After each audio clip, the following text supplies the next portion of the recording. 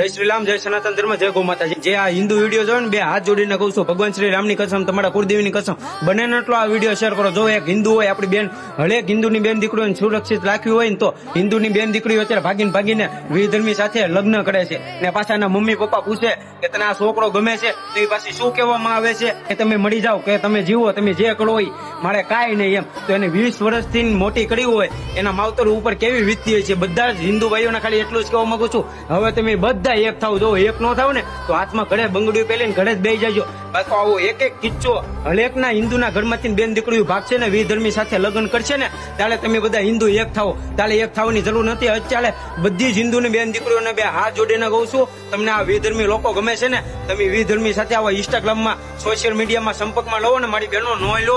હજી તમને કહું છું, તમારા ટુકડા કરશે એ ફ્રીજમાં લાગશે ને, તમારા વિદેશોમાં તમારું માંસ વેચશે, તમને ખબર ન હોય ને.